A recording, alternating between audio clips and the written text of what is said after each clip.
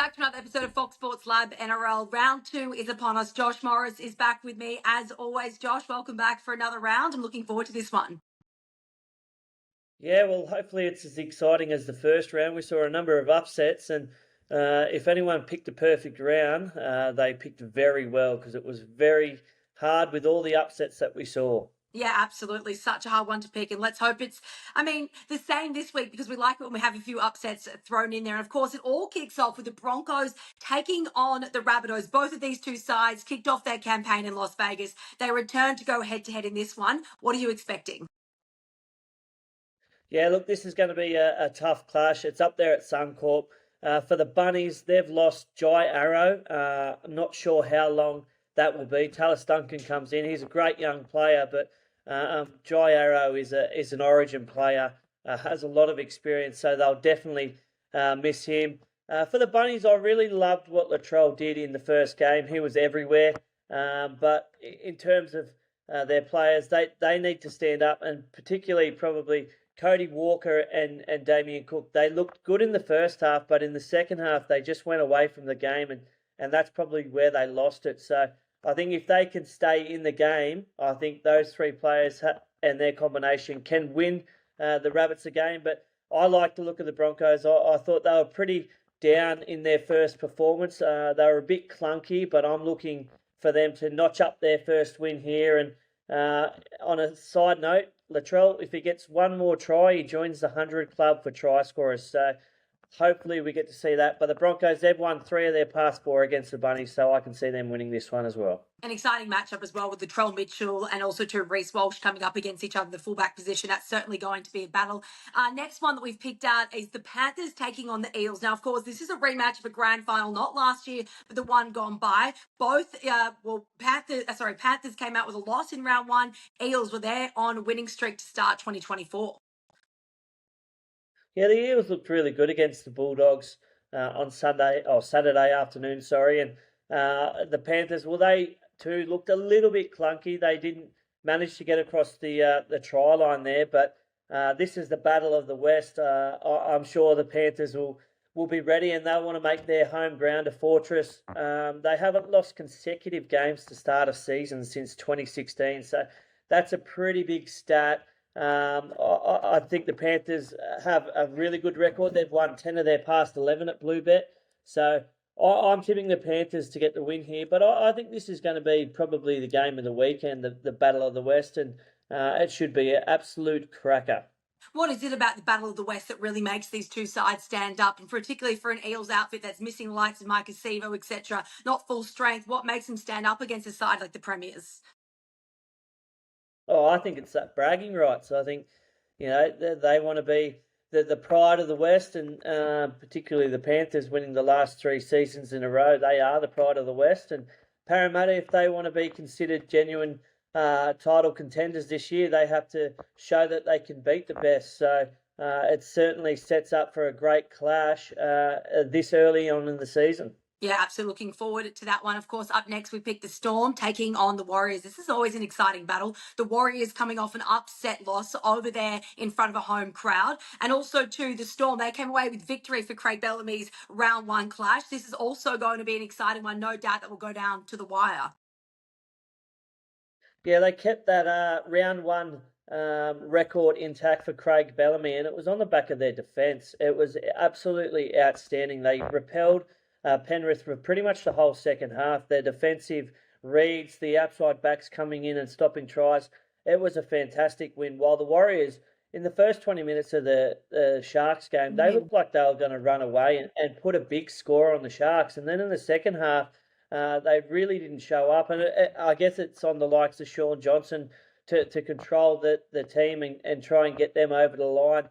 For the Warriors, I thought Adam Fanua-Blake and Tohu Harris, they were outstanding. They couldn't have done anything else asked of them to try and get them the victory. They'll be looking for another big game. But in terms of their record, they haven't won down in Amy Park since 2014. So 10 years since they have won. I don't think that they can get the job done again here.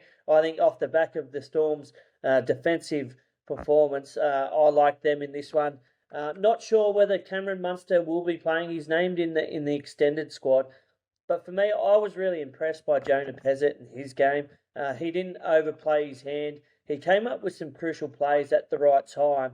And, I think if they don't have Munster, well, I think he's a quality replacement anyway. Yeah, great shoes for him to fill, and I suppose great game practice for him too. Let's focus on the last one. Manly taking on the Roosters again. Two sides who played each other, or who rather didn't play each other, who were over there in Las Vegas. They come back here. Manly coming off a huge win to start 2024. I'm looking forward to see them in action at home.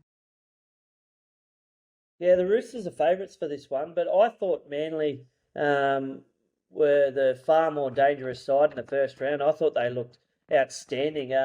Luke Brooks in at 5'8".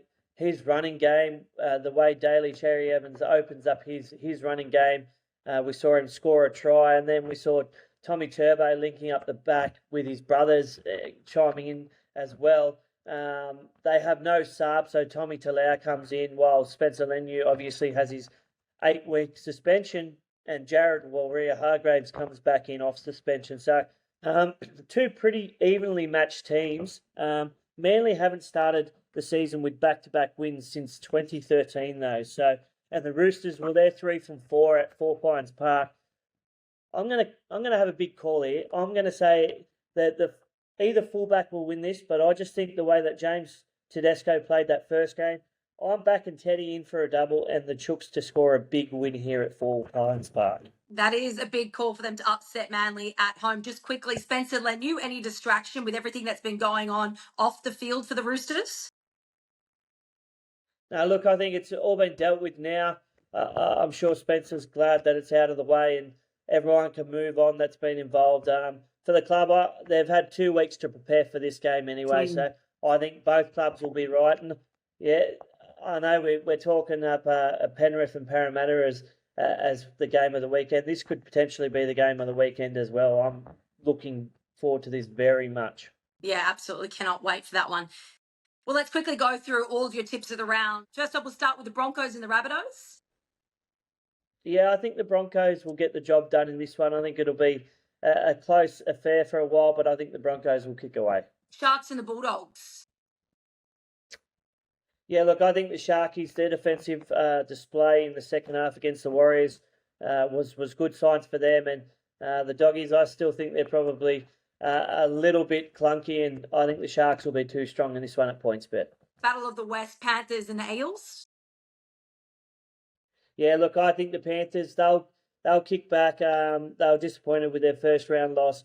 I think they'll have the Eels measuring this one. Raiders and the West Tigers. West Tigers obviously kicking off their 2024 campaign.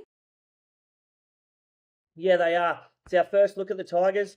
Lachlan Galvin, he makes his debut in the halves. Their backline is quite young as well. Canberra, they had a big win up in Newey, so I think the way that they played, they'll be confident. It's down in Canberra, hard place to win, so I've tipped Canberra in this one. Cowboys taking on the Knights. Yeah, look, for me, the Knights were probably the most disappointing team of round one. They had a big crowd there in Newcastle and couldn't get the job done for their fans. I thought the Cowboys, well, they lit up Suncorp against the Dolphins. And I think playing in North Queensland, the humidity and the hot conditions will play in the Cowboys' favour. So I can see the Cowboys winning that one. Storm Warriors. Yeah, we've already spoken about this one. I think the way that the Storm defended in round one, I think that they're a good thing to do that again. And I like the Storm down at AB Park, and the Warriors record haven't won there in 10 years, so the hoodoo continues. And you're expecting a upset Four Pines Park with the Seagulls taking on the Roosters? Yeah, I like the look of both sides here, but defensively I liked what the Roosters did in round one against the Broncos, whilst Manly, they conceded a few points there. So, yeah, I'm tipping an upset here, the Roosters and Teddy to score a double. Dolphins taking on the Dragons. Dragons off for a big win, and the Dolphins coming off a huge loss. Yeah, the Dragons were probably top 2 performers of the week alongside the Cowboys. They were outstanding defensively on their goal line. They turned the Titans away a number of times, but their attack they looked sharp. They looked quick. They were getting quick play of the balls, and that allowed Kyle Flanagan and Ben Hunt to play on the advantage line. And Tyrell Sloan picked up a hat-trick, his first career hat-trick, so he looked very dangerous. For the Dolphins, they've got a number of players coming in. They've got Avarillo, Katoa and Aitken in this week, so a few changes for the Dolphins. I think the Dragons can win comfortably here, and I've tipped them 13 plus. Perhaps the Dragons a little bit of a smoky in 2024, Josh. Oh, I wouldn't call them a smoky yet. We'll have to see a couple more performances against a couple of sides that finished above them on the ladder, but they are certainly a different team compared to last year. Yeah, no doubt about it. Josh Morris, thanks as always for your wrap up every week. We'll speak to you next week.